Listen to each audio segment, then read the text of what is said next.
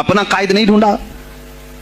और उनको देखो, वो कहते हैं कि अगर पेट्रोल 200 लीटर भी हो जाए तो हमारे कायद तो यही हैं, अब भी अगर खामोश रहे। इसीलिए मैं बार बार कहता हूं, उठो वो घर ना हश्र ना होगा फिर कभी, दौड़ो के जमाना चाल अपनी चल गया। तुम अपनी सियासत को मुंतखब करो, तुम अपनी क़ियादत को मुंतखब करो। और अगर अभी भी सियासी लाशऊरी की जिंदगी गुजारते रहोगे, लुक्मे बनते चले जाओगे। असी शऊर को भी बेदार करो, सियासत को समझो, तुम कब तक इस्तेमाल होते रहोगे। अब इसमें उलमा को भी आना चाहिए कि इनके सियासी शऊर को बेदार करें। तुम्हारे साथ आज जो खेल खेला जा रहा है, तुम हर एक की जय विजय करते हुए हर पार्टी के पीछे जाते हो। तुमने आज तक अपना कायद नहीं ढूंढा, अपना कायद नहीं ढूंढा। और उनको देखो, वो कहते हैं कि अगर पेट्रोल 200 लीटर भी हो जाए तो हमारे कायद तो यही हैं, इसलिए कि हमारा हम मजहब है, वो हमारे मजहब की बात करता है। तुम्हारा कौन है मेरे अजीज? तुम किसी पर मुत्तफिक नहीं होते, और जो तुम्हारे लीडर हैं वो किसी और के पल्लू में छुपे हुए हैं, हाँ, किसी और की गोद में बैठे हुए हैं। जा जाकर के ये सारे मुसलमानों को किसी और के यहाँ बेच करके आते हैं। ये सियासी शऊर बेदार करो। मुझे मालूम है मेरी ये बातों का सबसे ज्यादा एक्शन कौन लेगा, मुझे मालूम है। सबसे ज्यादा किसको खलबली मचेगी वो भी मुझे मालूम है।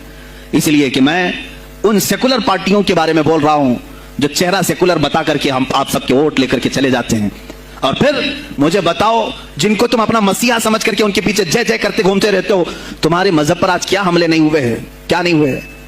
कश्मीर आज तक जल रहा है। कहां ये कांग्रेस क्यों नहीं बात करती है जो पूरे मुसलमानों की मसीहा है?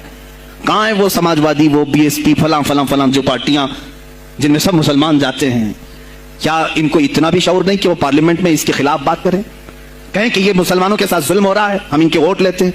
नहीं बात करेंगे, ये सिर्फ और सिर्फ तुम्हें इस्तेमाल करते हैं। और इन्हें मालूम भी है हमने इन सबको खरीदा है, इनके लीडरों के मुंह में अपनी जुबान रखी हुई, ये कोई बोलेगा नहीं, इन्हें मालूम है। आदत को मुंतखब करो, और अगर अभी भी सियासी लाशऊरी की जिंदगी गुजारते रहोगे, लुक्मे बनते चले जाओगे। लेकिन मुझे अंदाजा है इस बात का, हिंदुस्तान की आजादी में भी मेरे अकाबिरीन में 30,000 उलमा ने अपनी जानें दी हैं। कश्मीर से लेकर दिल्ली तक हर दरख्त पर एक आलिम की लाश लटकी हुई थी। उनकी जानें, उनकी कुर्बानियां रायगा नहीं गई। 70 साल से हम मजे ले रहे हैं, उनकी कुर्बानियां हैं ये।